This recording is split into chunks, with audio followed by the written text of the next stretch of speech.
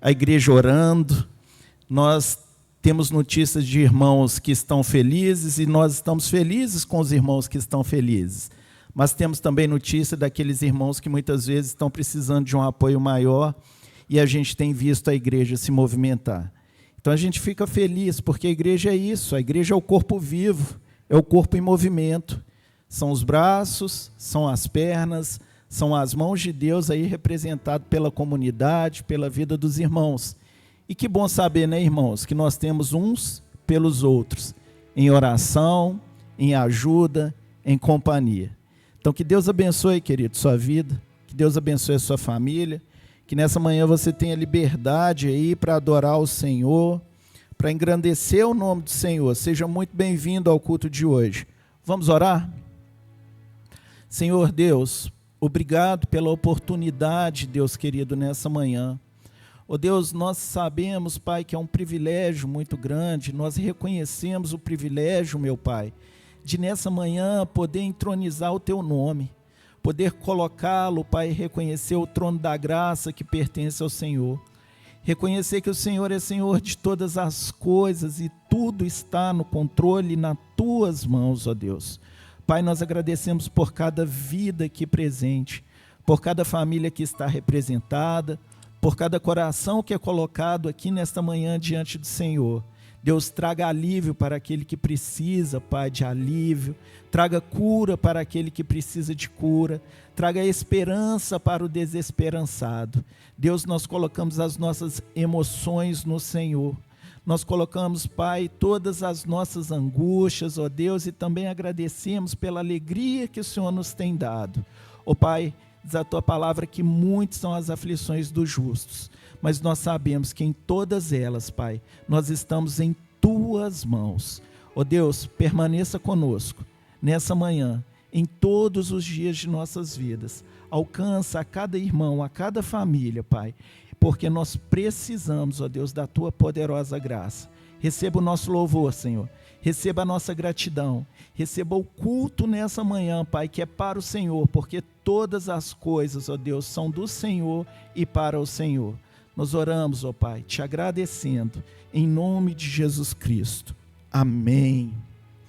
Irmãos, campanha do Natal Solidário.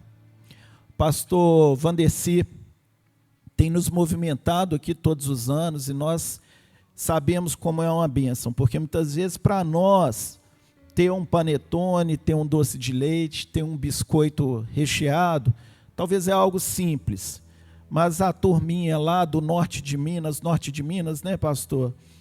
Vale de Jequitinhonha, mais especificamente, com tanta dificuldade de acesso, com tanta dificuldade de ter, muitas vezes, algo diferente dessa espécie para poder se alimentar, para poder comer.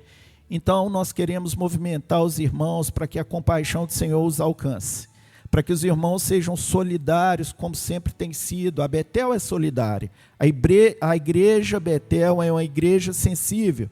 Então, irmãos, este ano nós vamos contribuir, comumente a gente tem mandado os itens, mas neste ano vai ser diferente. Neste ano nós vamos fazer um Pix. Esse Pix vai ser feito para o Pix da igreja. Apenas identifiquem lá como oferta do Natal Solidário. Eu peço a Deus que toque o seu coração, para que Deus coloque um propósito no seu coração e saiba que esse destino, essa oferta vai abençoar muita gente. Ano passado e nos anos anteriores a gente viu, eu não sei se os irmãos ou todos viram alguns, as crianças recebem um biscoito recheado, elas rolam no chão, irmãos. Então é algo assim, tão especial, tantas vezes tão simples para nós.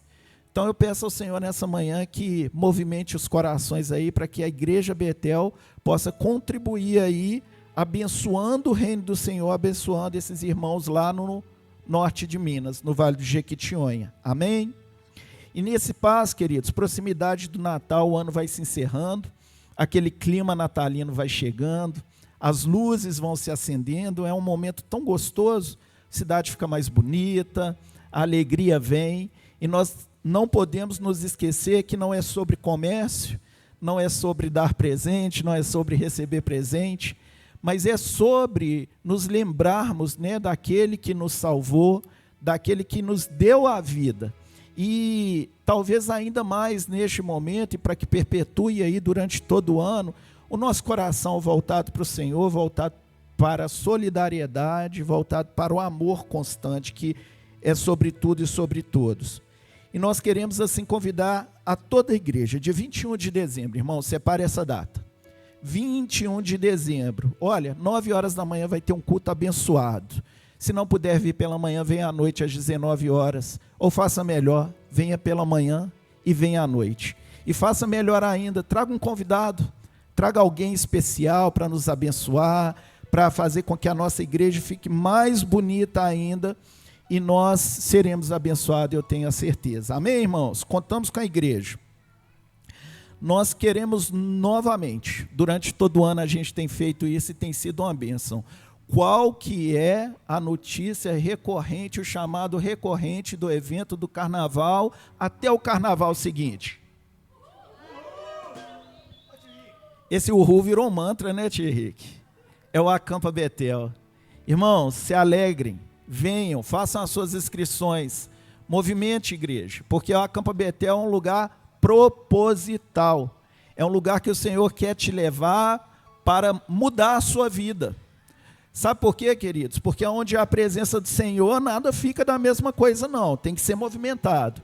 Então a Acampa Betel a gente fala de brincadeira, a gente fala de alimentação, a gente fala de tanta coisa gostosa, mas sobretudo, ali é um lugar cheio da graça de Deus. A gente sente a presença, o cheiro, a bondade de Deus sobre as nossas vidas no Acampa Betel. Por isso, igreja, está com dificuldade financeira? Tem problema não, todo mundo vai. Todo mundo vai. Então nos procure, quem não fez as inscrições, continuem, façam e venham conosco. Amém, irmãos? Nós temos um versículo para ler aqui hoje, eu vou pedir para que não seja projetado. Nós vamos fazer diferente. Porque esse versículo ele deve estar gravado no nosso coração, porque ele é a base da nossa caminhada com Deus, eu nem diria cristã. Porque ele nos faz lembrar de um amor tão grande, de um amor que supera qualquer outro amor, do amor dos amores, das fontes, da alegria das alegrias. E é por essa base que nós estamos aqui hoje. É por essa base que um dia nós reinaremos com Cristo e nós estaremos com Ele. Amém, irmãos? Eu quero convidar a igreja a me lembrar aqui e a nós nos lembrarmos do versículo que está lá em João 3,16. Amém? E nós não vamos ler. Vamos ver como está a memória da turma aí. Eu lembro que começa por quê? Porque o quê, turma? Porque Deus amou o mundo de tal maneira que deu o seu Filho unigênito para que todo aquele que nele crê não pereça, mas tenha a vida eterna. Tem a metade da vida eterna, gente? Tem 10% da vida eterna? Não, tem a vida eterna. Foi um amor tão grande que nos foi dado, foi um sacrifício que nenhum de nós poderíamos pagar, substituir, e por meio dele nos deu a vida. Então, irmãos, que o Senhor os abençoe, que abençoe essa manhã de cada um de nós, e que nós sejamos livres nessa manhã para adorar o Senhor, ouvir e participar desse culto de adoração. Amém? Parabéns, igreja. João 3,16 na ponta da língua, pastor. Deus abençoe. Amém. Vamos nos colocar de pé, vamos celebrar ao Verbo que se fez carne e habitou entre nós, cheio de graça e de verdade. Amém? Com muita alegria ao Senhor nessa manhã.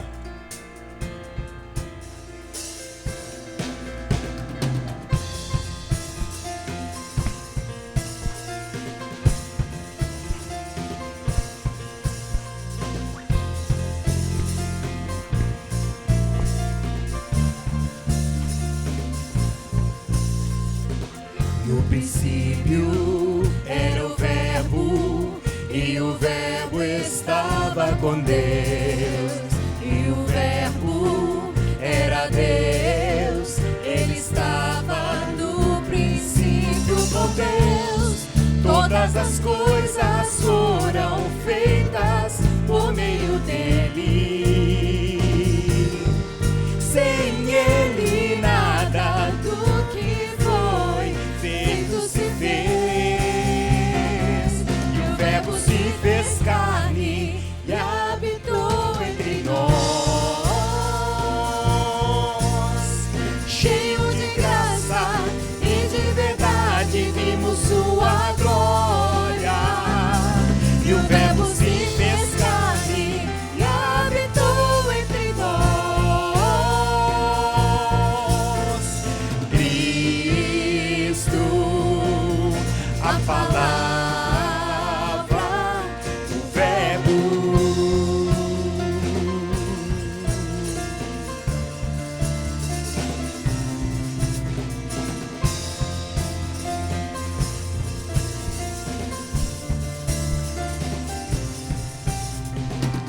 No princípio era o Verbo, e o Verbo estava com Deus, e o Verbo era Deus. Ele estava no princípio com Deus. Todas as coisas foram feitas por meio dele. Sem ele nada do que foi feito se fez. E o Verbo se fez carne e habitou entre nós. Cheio de graça e de verdade vimos sua glória. E o Verbo se fez carne e habitou entre nós. Cristo, a palavra, o Verbo.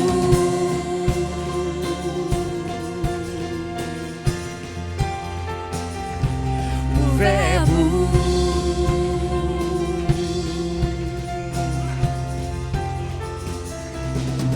E o Verbo se fez carne e habitou entre nós. Cheio de graça e de verdade vimos sua glória. E o Verbo se fez carne e habitou entre nós. Cristo, a palavra, o Verbo.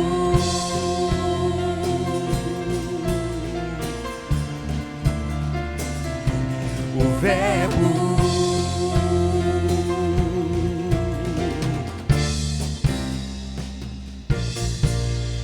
Amém. Glória a Deus por isso. Nós vamos continuar louvando ao Senhor. E nesse momento os irmãos têm a oportunidade, o privilégio de dar pelo menos uns 60 abraços. Tá joia?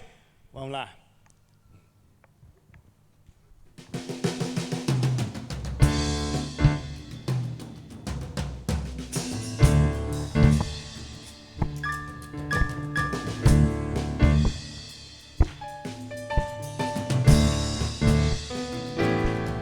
Oh, quão bom e agradável ter amigos e irmãos, comunhão, vinho e pão.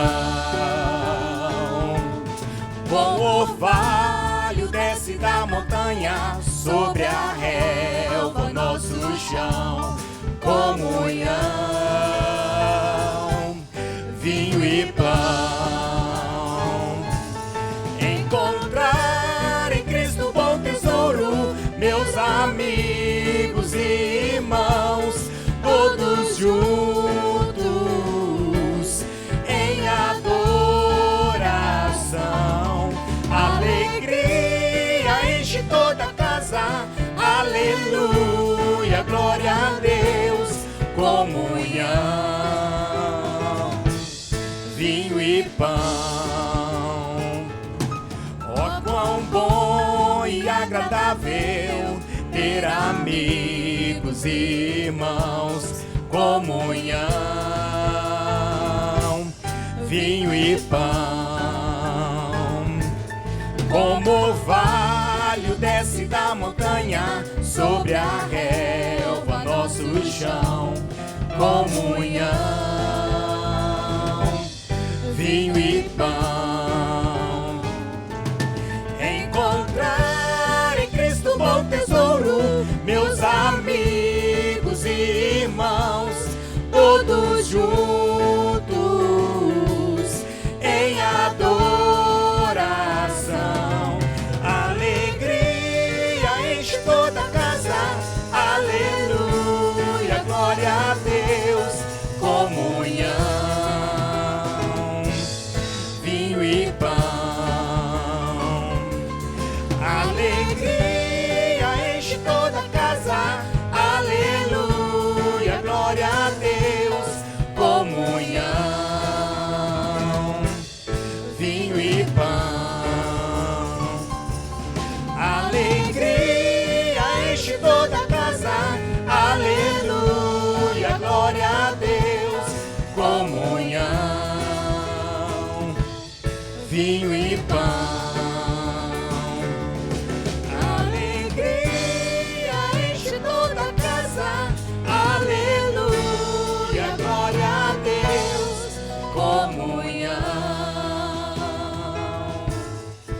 vinho e pão.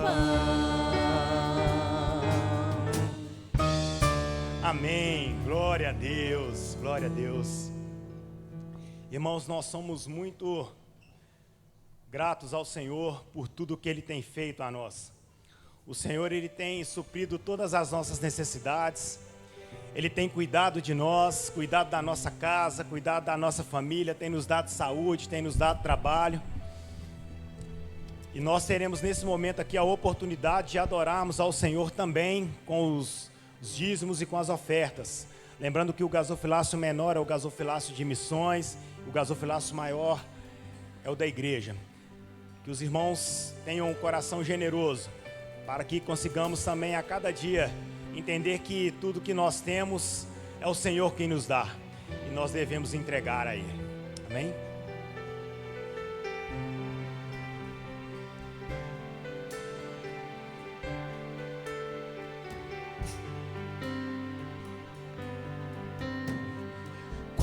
Formoso és, Rei do universo, tua glória enche a terra e enche os céus. Tua glória enche a terra, tua glória enche os céus, tua glória enche a minha vida, Senhor. Quão formoso és, Rei do universo, sua glória enche a terra e enche os céus. Tua glória enche a terra, tua glória enche os céus, tua glória enche a minha vida, Senhor. Cante ao Senhor nessa manhã, maravilhoso. Maravilhoso é estar em tua presença. Maravilhoso é poder te adorar. Maravilhoso é tocar em tuas vestes. Maravilhoso é te contemplar, Senhor.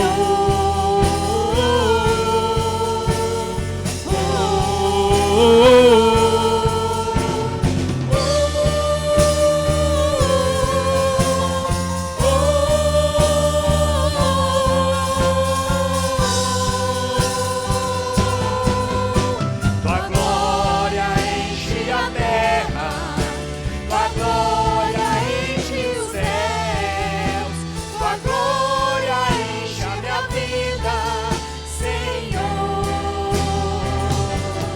Maravilhoso é estar em tua presença. Maravilhoso é poder te adorar. Maravilhoso é tocar em suas vestes. Maravilhoso é te contemplar, Senhor. Ore isso mais uma vez nessa manhã, maravilhoso. Maravilhoso é estar em tua presença. Nós te amamos, Jesus. Maravilhoso é poder te adorar. Maravilhoso é tocar em suas vestes. Maravilhoso é te contemplar, Senhor.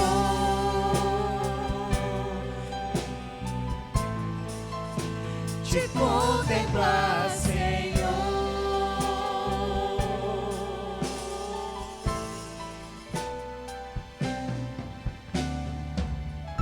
Deus, nós te adoramos, ó Pai, porque não há prazer maior do que poder te adorar, do que estarmos em tua casa, Deus, para celebrarmos ao Senhor em comunidade.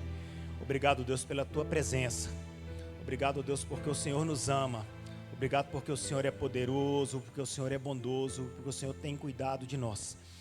Deus, continue abençoando cada irmão que dizimou e ofertou no teu altar, na tua casa. Continue, Deus, suprindo as necessidades. Ó Deus, trazendo trabalho, cuidando das dispensas. Que o Senhor permaneça conosco, porque a única coisa que nós precisamos é de confiar ao Senhor e da tua presença que habita em nós. Nós oramos e oramos no nome do teu Filho amado Jesus Cristo. Amém. Irmãos, vamos abrir nossas Bíblias em Efésios, capítulo de número 5. Enquanto os irmãos procuram Efésios, capítulo 5, eu só quero dizer que nós já estamos aí em ritmo de Natal, não é? Amanhã já é 1º de dezembro. Nós já até mudamos o nosso banner, tá vendo? Para entrar já no clima de Natal. Eu quero muito agradecer, irmãos, nós temos alguns ministérios que são invisíveis na igreja, não é? A gente sempre fala dos ministérios invisíveis. E existem as irmãs ali do cafezinho, que ninguém vê as irmãs fazendo cafezinho. Hoje nós fizemos... A culpa hoje é da estagiária Layara, que fez o café. Ela está em estágio ainda, né? Mas em treinamento, está com a camisa em treinamento. Exatamente, ela está muito assim, sensível emocionalmente, então o café estava uma delícia, o café estava sensacional, nunca tomei um café tão bom na minha vida. Nós temos os irmãos ali atrás que ficam ali, o Douglas mexendo no som com tanto zelo, o Ulisses ali na gravação, a Esther está fazendo o quê, Esther? Estou brincando, a Esther fica ali no multimídia, né? E nós temos os irmãos da manutenção do patrimônio, que cuidam da igreja, e às vezes a gente não vê, não é? Então nós temos aqui também o irmão Anderson, não está aqui hoje, mas ele limpou as nossas calhas e subiu no telhado. Ele é fantástico, né? Cada um com o seu dom. Eu faria isso, mas ele fez, então tudo bem. E também nós temos o nosso irmão Rony, que ontem aqui na igreja, ele também, auxiliado pelo pastor Levi, mas ele que tem um know-how, ele trocou o nosso banner, todo ano ele troca o banner, ele faz esse tipo de trabalho. E não sei se os irmãos perceberam também, aquelas placas amarelas, os irmãos se lembram das placas amarelas? Está vendo? Tem mais aí? Não, né? A gente está, então, trocamos todas as placas amarelas da igreja, então eu quero agradecer aqui publicamente ao irmão Rony, e aliás a irmã Maria José também, que é uma grande bênção na vida da nossa igreja. Deus tem sido bom, muito bom conosco, irmãos. Tem nos dado, irmãos, com uma disponibilidade, uma disposição, uma alegria de servir. E a igreja, então, acontece durante a semana também. Nossa igreja é uma igreja muito viva, louvado seja Deus. Seja Deus por isso. Muito bem, Efésios capítulo 5. Como eu estou desobrigado de terminar Efésios agora em 2025, a gente vai estender um pouquinho ainda no começo de 2026, então a gente pode caminhar um pouquinho mais lentamente. Efésios capítulo 5, verso 21. Hoje eu quero trazer uma palavra especificamente aos maridos e, se Deus permitir, em janeiro, uma palavra às esposas. Em dezembro agora nós vamos dar um tempo por conta das nossas comemorações de Natal. Muito bem, Efésios capítulo 5, verso 21, palavras do apóstolo: sujeitem-se uns aos outros no temor de Cristo. Esposas, que cada um de vocês se sujeite a seu próprio marido como ao Senhor, porque o marido é o cabeça da esposa, como também Cristo é o cabeça da igreja, sendo ele próprio o Salvador do corpo.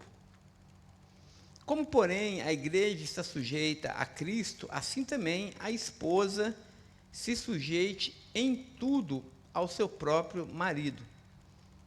Verso 25, maridos, que cada um de vocês ame a sua esposa, como também Cristo amou a igreja e se entregou por ela, para que a santificasse, tendo-a purificado por meio de água pela palavra, para apresentar a si mesmo como igreja gloriosa, sem mancha, nem ruga, nem coisa semelhante, porém santa e sem defeito. Assim também o marido deve amar a sua esposa como ama o próprio corpo. Quem ama a esposa, ama a si mesmo. Porque ninguém jamais odiou o seu próprio corpo, ao contrário, o alimenta e cuida dele, como também Cristo faz com a igreja. Porque somos membros do seu corpo. Eis porque o homem deixará o seu pai e a sua mãe e se unirá à sua mulher, tornando-se os dois uma só carne. Grande é esse mistério, mas eu me refiro a Cristo e à igreja. Até aí, vamos orar? Mais uma vez, Pai Santo, nós te damos graças por essa manhã de ensino, de aprendizado. Obrigado, Senhor, pela tua doce, poderosa e inconfundível presença entre nós. Senhor, que nessa manhã, esse mesmo Espírito que encheu e inspirou o teu servo Paulo, e que está na igreja, Senhor, possa nos encher também, nos dando graça, nos dando sabedoria, nos dando entendimento. Senhor, me conceda a alegria e o privilégio de poder transmitir a Tua palavra com a máxima clareza e com a máxima fidelidade possível. E fala, Senhor, aos nossos corações, edifica, Senhor, as nossas famílias, edifica, Senhor, a vida da nossa igreja. Esse é o nosso pedido, essa é a nossa oração, e oramos confiados em Jesus Cristo. Amém, amém e amém. Amém, irmãos. Como nós temos aprendido a partir do capítulo 4 de Efésios, Paulo nos dá uma ordem. Nós devemos viver de maneira digna da nossa vocação. A resposta que o cristão dá à obra consumada de Cristo é viver uma vida que agrada a Deus. E nós aprendemos aqui que para nós vivermos uma vida que agrada a Deus, nós precisamos de Deus. É por isso que o apóstolo Paulo vai dizer em Efésios 5:18, que nós precisamos estar continuamente cheios do Espírito. Então, à medida que nós nos enchemos do Espírito, e ser cheio do Espírito não tem absolutamente nada a ver com experiência emocional. Você pode até ficar emocionado, você pode ficar até arrepiado, você pode até chorar. Deus age nas nossas emoções, e é natural, é gostoso quando você está adorando a Deus, levantando a mão, como cantamos agora, né? A dupla está de volta aí. Maravilhoso é estar em tua presença e tudo mais. É gostoso você perceber e sentir um arrepio e falar: Deus, que coisa boa eu estar na tua presença. Mas a gente não pode confundir a experiência do enchimento do Espírito com as emoções. Porque as emoções traem a gente, não é? Tem dia no culto que você não sente nada, né, Vânia? Não é isso? E fala: mas Deus, será que não estava ali? Porque eu não sentia nenhum arrepio, nenhum tremelique. Absolutamente, não tem a ver. Ser cheio do Espírito tem a ver com obedecer ao Espírito. Ser cheio do Espírito tem a ver com nós andarmos de acordo com as diretrizes que o Espírito nos dá. Isso é um fruto natural da presença do Espírito em nós. A vida cristã, meus irmãos, não é um manual do faça você mesmo. Então Deus nos dá o manual, a Bíblia, e fala assim: olha, vai lá agora e faz. Isso é uma grande bobagem. Ninguém consegue agradar a Deus se não for pelo poder de Deus. É Deus operando em nós. Paulo vai dizer isso. Deus é quem opera em vós o quê? O querer e o efetuar. Você deseja ardentemente agradar a Deus. Você quer saber se você é um filho de Deus, nascido de novo? Todo filho de Deus nascido de novo tem um desejo incontrolável de agradar a Deus. E está disposto a sacrificar tudo para agradar a Deus. Não tem concessão. Quem é nascido de novo abre mão de qualquer coisa para ser aprovado diante de Deus, porque ele conheceu, ele achou a pérola de valor, ou melhor, ele foi achado pela pérola de valor. Então, quando nós somos cheios do Espírito de Deus, porque desejamos ser cheios, Deus então opera em nós o seu realizar. Portanto, o fruto do Espírito é fruto do Espírito, não é fruto da nossa carne, não é fruto da nossa força por obedecer, é fruto da própria graça de Deus que opera abundantemente em nós. Para usar uma expressão do John Piper vai dizer assim, que no final do dia a gente luta, a gente soa a camisa, a gente se esforça, porque graça não é o oposto de esforço, graça é o oposto de merecimento. A graça é imerecida, mas a graça pressupõe o nosso esforço. Nós nos esforçamos para agradar a Deus, nós nos negamos para agradar a Deus, mas no final do dia, quando a gente coloca a cabeça no travesseiro, a gente vê e sorri para a nossa vida, dizendo, olha, que bom que eu consegui viver de acordo com a minha vocação. A gente olha e fala assim, mas foi Deus quem fez. Foi Deus quem fez. Eu me esforcei, eu chorei, eu lutei, eu renunciei, eu paguei até um preço, mas quem fez foi Deus. Ele opera em vós o querer obedecer, mas Ele também dá para você o poder de obedecer. Essa é a essência da vida cristã. E Paulo vai dizer, enchei-vos do Espírito. O enchimento do Espírito acontece como nós temos aprendido na igreja, falando entre vós, entre nós. Toda pessoa cheia do Espírito, ela está na igreja. Porque o Espírito é o Espírito que habita no corpo. Não existe crente fora da igreja, nós aprendemos isso também. Então, quando nós estamos no corpo, nós nos enchemos do Espírito. E é na comunhão dos santos que isso acontece. Mas, irmãos, ser cheio do Espírito não se limita a uma experiência dominical. Não é só no domingo. O Paul Stevens, gente, desculpa aqui que eu vou citando uns negócios que dá na teia, né? Eu vou treinando minha memória também para o Alzheimer não me pegar. Aí, o Paul Stevens tem um livro dele chamado Os Outros 6 Dias. Os Outros 6 Dias. Aí ele vai dizer que o grande desafio do cristão não é viver a vida cristã no domingo. O grande desafio do cristão é viver a vida cristã entre os domingos. Por isso que chama os outros 6 dias. Então, o que nós aprendemos? Ser cheio de Espírito não está limitado ao nosso culto dominical. Porque aqui é muito pouco, a gente fica aqui 2 horas. Quem vem de manhã à noite, 3 horas e pouco, não é? Mas a vida cristã acontece no seu tutano, na sua essência, da forma mais poderosa, mais visceral, e também é onde ela produz impacto e testemunho. Ela necessariamente precisa acontecer na nossa casa. É por isso que Paulo parece que muda de assunto, porque está falando da vida comunitária, adoração comunitária, enchimento do Espírito comunitário, e parece que Paulo faz uns negócios assim, ele, de uma hora para outra, ele muda e começa a falar de marido, de mulher, de esposa. Parece que ele mudou de assunto. Parece que é outra carta, né? Mas porque para Paulo isso está completamente interligado. Não tem como separar. Você é cheio de Espírito na igreja? Então seja cheio de Espírito na sua casa. Você é homem e mulher de Deus na igreja? Então seja homem e mulher de Deus na sua casa. É lá que nós vamos testemunhar da forma mais poderosa e radical possível acerca daquilo que nós de fato cremos.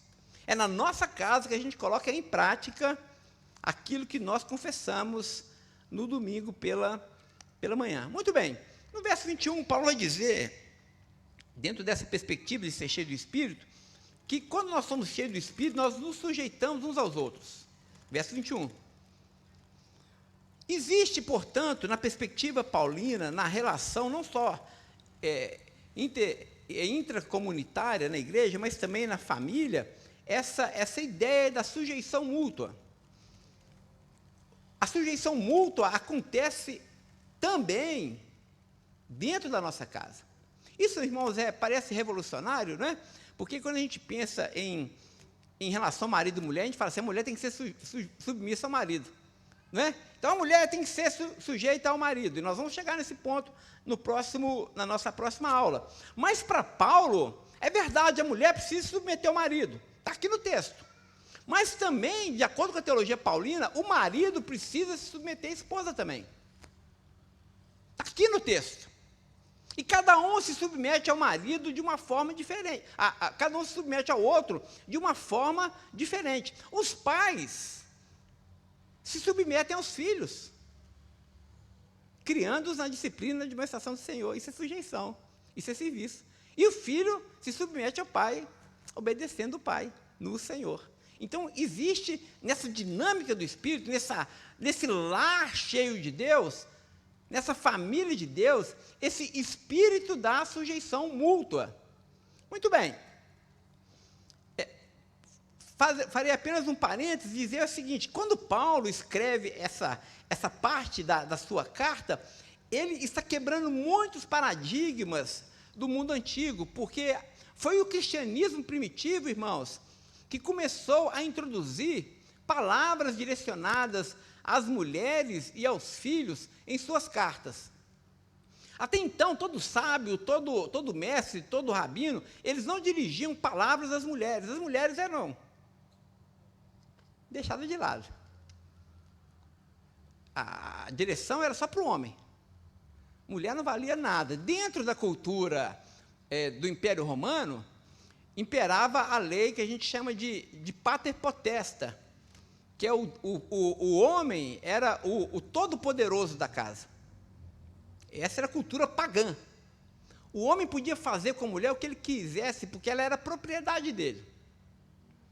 E com os filhos também. Se ele quisesse vender os filhos, ele vendia. Se ele quisesse depositar o filho no lixão, podia depositar o filho no lixão. Se ele quisesse abortar, que a esposa abortasse o filho, a esposa abortava o filho. Se ele quisesse matar a esposa, ele matava a esposa também. Não era crime, porque era propriedade. Então, as mulheres não tinham vez nem voz, absolutamente. Paulo, então, ele introduz aqui uma revolução, quando ele se dirige às mulheres. O nosso mestre, Jesus, já havia quebrado esse paradigma, mas agora que nós temos isso de uma forma muito clara nas cartas. Isso, irmãos, é para que a gente entenda, porque hoje, dentro da nossa cultura, essa cultura pós-moderna, anticristã, tenta colar na vida dos crentes o seguinte: o cristianismo, o patriarcado, que é fruto do cristianismo, oprime as mulheres. Isso é mentira. Mentira do capeta. O que o cristianismo fez foi libertar as mulheres. Foi honrar as mulheres. Foi colocar as mulheres num grau de valor inédito, inclusive no meio dos judeus. Havia alguns rabinos judeus que diziam o seguinte: Senhor, muito obrigado. Eles oravam assim: muito obrigado, Senhor, porque o Senhor não me fez gentil, ou seja, eu sou um judeu, eu não sou um bárbaro.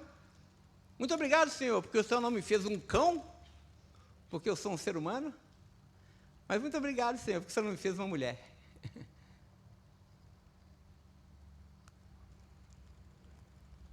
Os cristãos, não.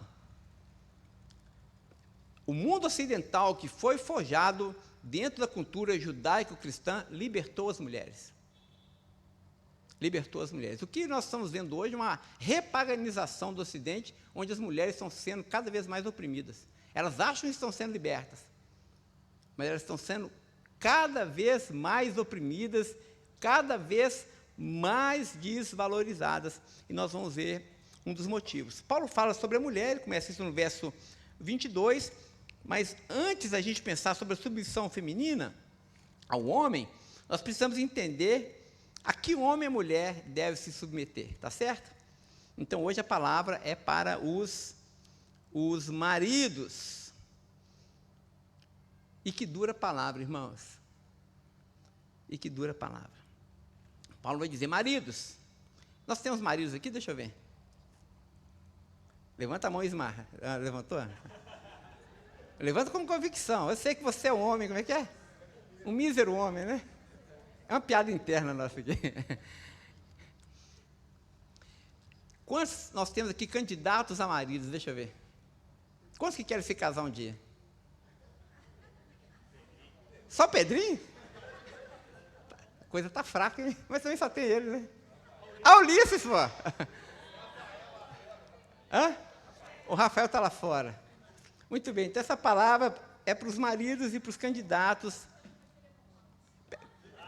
Não quero. Põe ele para dentro para levantar a mão aqui dentro.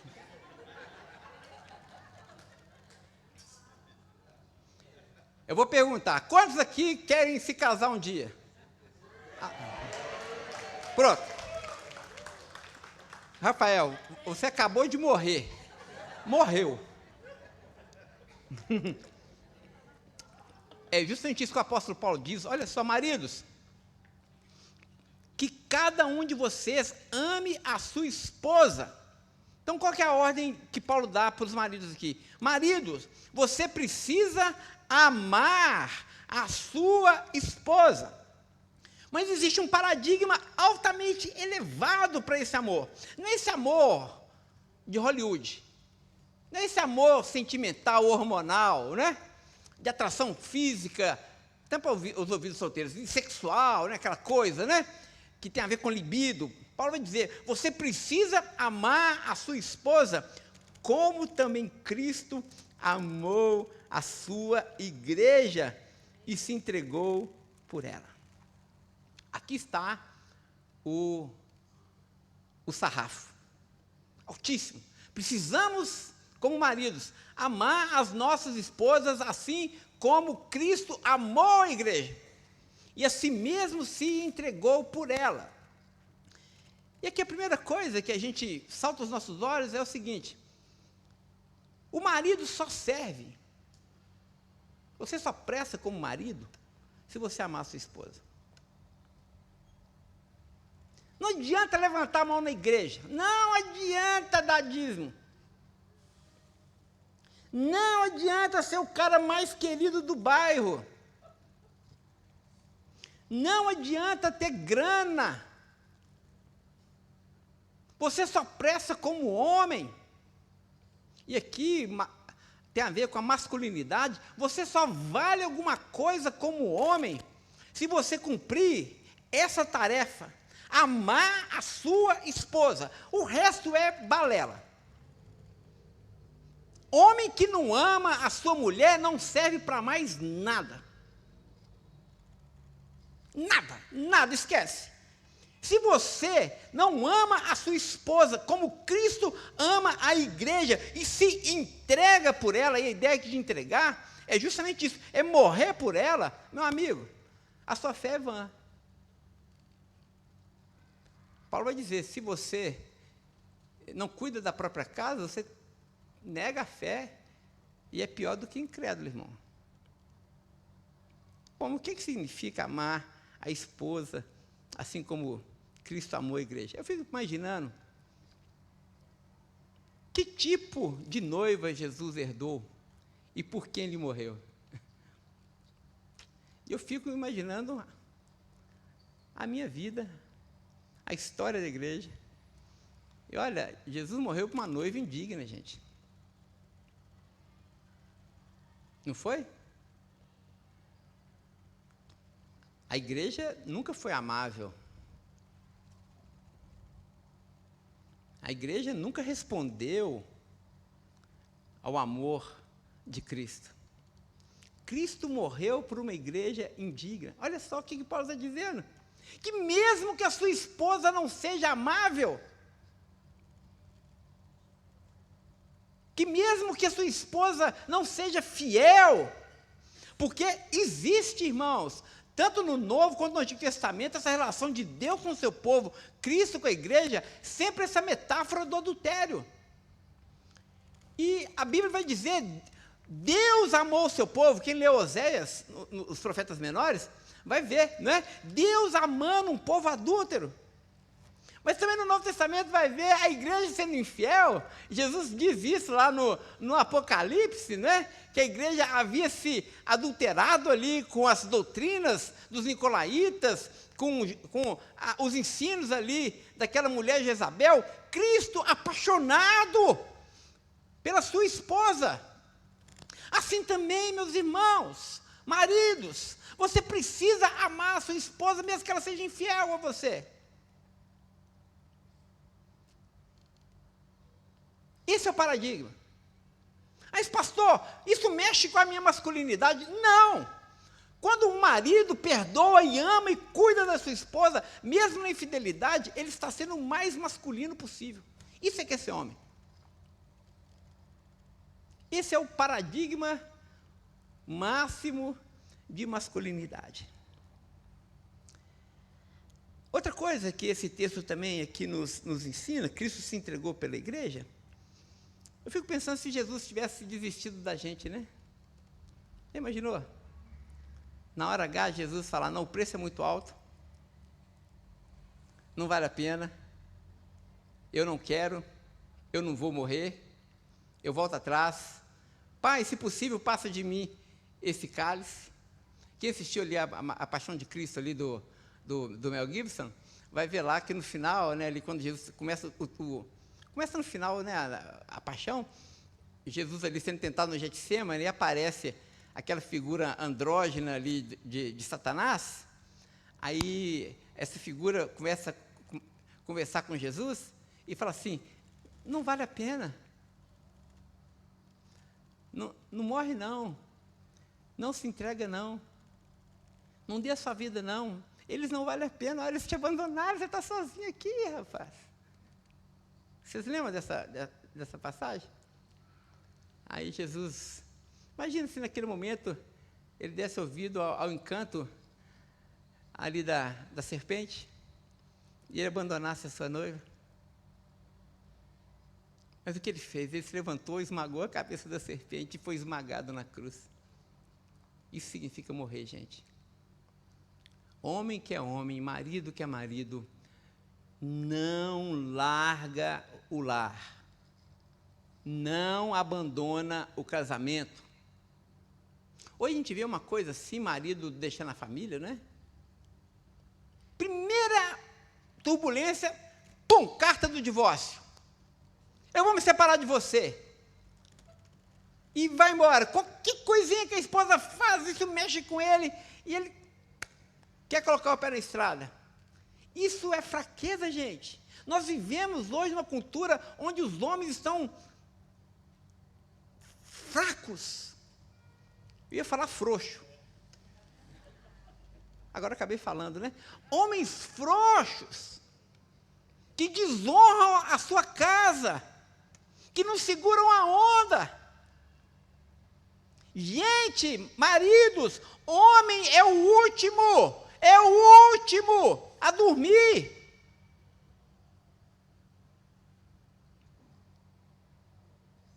É o primeiro a sangrar. É presente. Não tem preguiça de trabalhar. Homem não é absolutamente aquele que fica em casa mandando a mulher fazer as coisas para ele. E tem que obedecer porque eu sou um homem. Isso é do capeta, isso é machismo, isso não é cristianismo, isso é paganismo. Isso é paganismo. Tem muita mulher vacinada com homem porque os homens são pagãos. Os crentes, homens, são pagãos. Porque maltrata a mulher. A mulher não se sente segura perto do próprio marido. Imagina, Cristo não é a nossa segurança, gente? Não é? A gente não canta, em teus braços é o meu descanso. Tem muita gente que não canta essa música, né?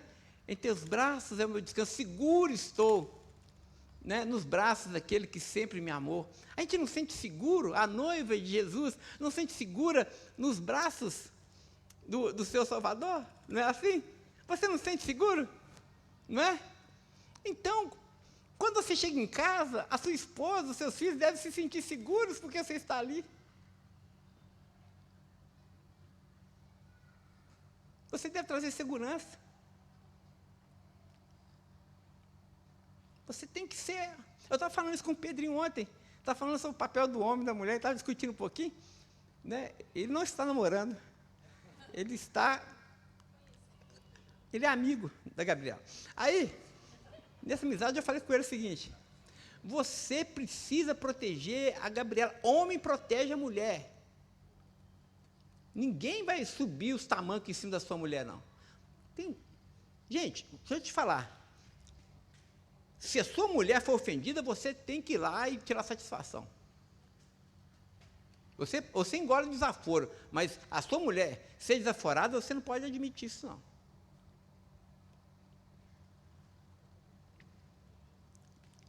É isso que o feminismo está fazendo com a nossa cultura. Está feminilizando os homens e masculinizando as mulheres. Hoje, se tem um rato em casa, é a mulher que mata. O cara sobe em cima do guarda-roupa.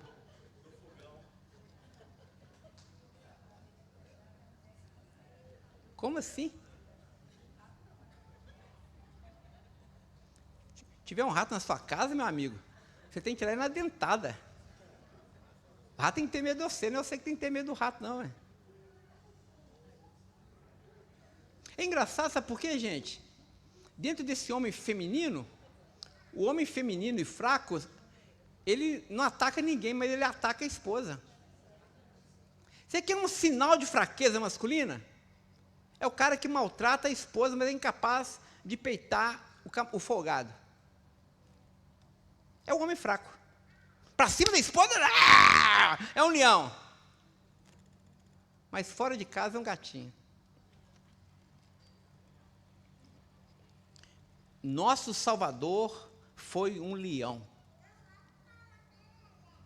Nosso Salvador foi um leão.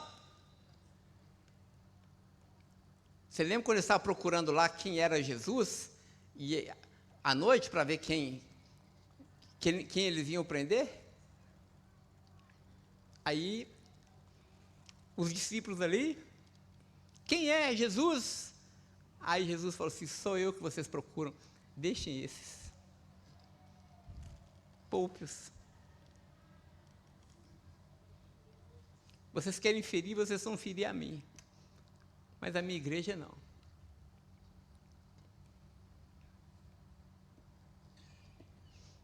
Maridos, que cada um de vocês ame a sua esposa, como também Cristo amou a igreja e se entregou por ela. Para que, irmãos, que a gente faz isso? Por que a gente dá a nossa vida? Para santificar a nossa esposa, para que ela se pareça com Cristo. A tarefa do marido é santificar a esposa para que ela se pareça não com ele, não com as vontades dele, mas com Cristo. Você tem que gerar um ambiente na sua casa tão livre, tão gostoso, tão cheio de Deus, para que a sua esposa se pareça com Cristo, para que ela seja a melhor versão dela, para não a sua glória, não para te servir, não para cozinhar para você, mas para que ela glorifique a Cristo.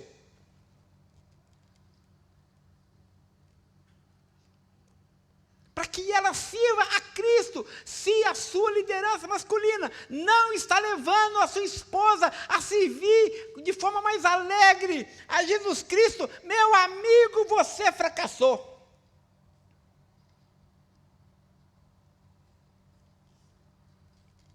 A sua esposa foi dada a você para que você a santifique, para que ela se pareça com Cristo. Paulo termina dizendo: tendo-a purificado por meio da lavagem da água pela palavra. E aqui é muito interessante, porque existe um escritor que era muito amigo do John Stott, influenciou o John Stott. Ele vai dizer o seguinte sobre essa: para que a santificasse, tendo purificado por meio da lavagem de água pela palavra, aplicando isso à vida do casal, que ele vai dizer o seguinte: sabe como nós santificamos a nossa esposa? E assim eu termino. Ele vai dizer o seguinte: Marcus Barth, que ele chama. Ele vai dizer o seguinte: quando nós dizemos para ela acerca do nosso amor. Essa é a palavra que a mulher precisa ouvir. Irmãos, nós sabemos pela psicologia moderna que as mulheres são muito movidas por aquilo que elas ouvem. Você quer destruir uma mulher? Quer destruir uma mulher? Não, você pode... Aliás, você não pode bater nessa mulher fisicamente, mas você quer arrebentar a mulher? Abre a sua boca e ofende ela com as suas palavras. Chama ela de gorda.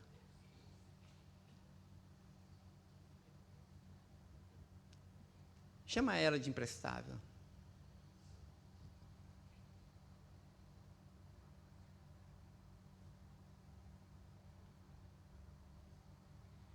Você destrói.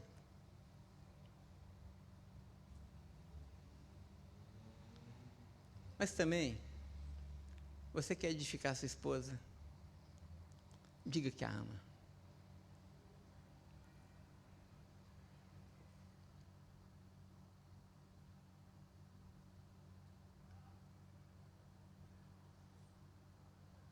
Exercício para os homens. Qual foi a última vez que você disse que amava sua esposa? Mas de verdade, você é a mulher da minha vida. Abraçou e disse: eu te amo, eu te amo. Paulo diz que essas palavras protegem a sua esposa. Protege sua esposa das tentações. Sabe por quê? Se você não disser, meu amigo, outros vão dizer. Satanás sabe disso. Se você não disser na sua casa, outros vão dizer na academia. Se você não elogiar o corpo da sua esposa na sua casa, outros vão elogiar. Se você não elogiar o perfume da sua esposa, meu amigo, outros vão elogiar. Se você deixar sua esposa livre, leve e solta, outros vão pegar. Não com mau sentido, né? Está solta na praça? É minha.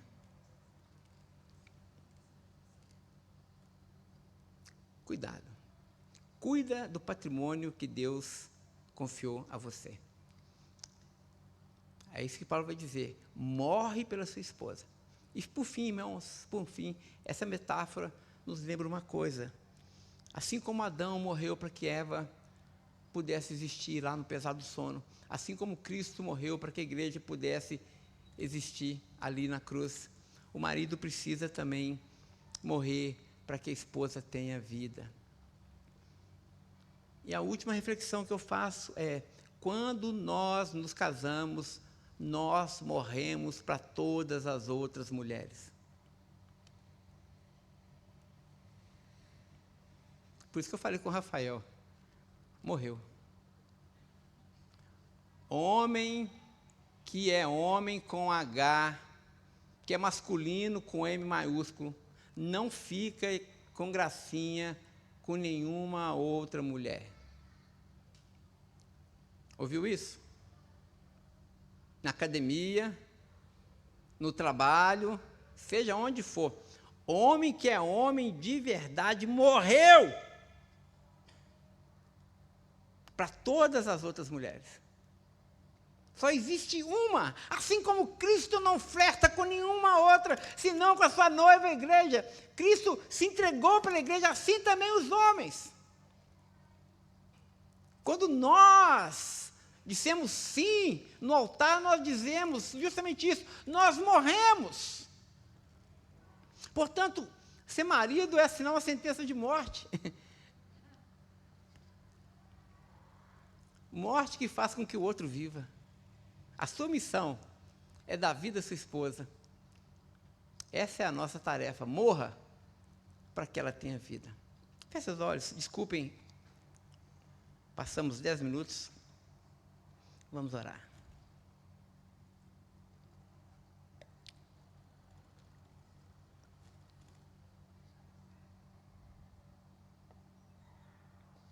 Se você está perto da sua esposa, abrace-a e ore com ela.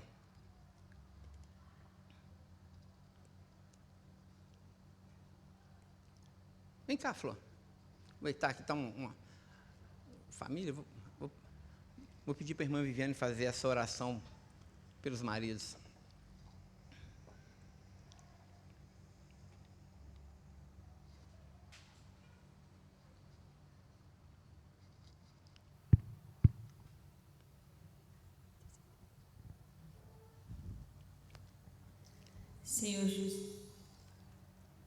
Senhor Jesus, te agradecemos por essa manhã, por esse culto, por essa palavra, pelo teu Espírito que habita aqui entre nós, pelos maridos, pelas esposas, que o Senhor trouxe nessa manhã e que pertencem a Betel e a todo o seu corpo espalhado por toda a terra. Que o Senhor grave essa palavra em nossos corações. Que o Senhor realmente nos dê o poder de vivê-la. Deus, nós te louvamos porque o Senhor é santo e maravilhoso. Como cantamos nessa manhã, maravilhoso é, Pai, estar na tua presença. Maravilhoso é, Pai, ouvir a tua palavra. Maravilhoso é, Pai, viver conforme a tua palavra. Ó Deus, em nome de Jesus, conduza-nos para as nossas casas, para que possamos viver entre os domingos, Senhor, essa palavra com a nossa vida. Que a nossa vida suba, Pai, até o Senhor como um aroma suave e que os maridos dessa igreja te agradem, vivendo conforme, Senhor, Cristo, pela sua esposa. Em nome de Jesus. Amém. Amém, irmãos. Deus abençoe a todos. Domingo cheio da graça. Se você puder, dar um beijinho na sua esposa. Pronto.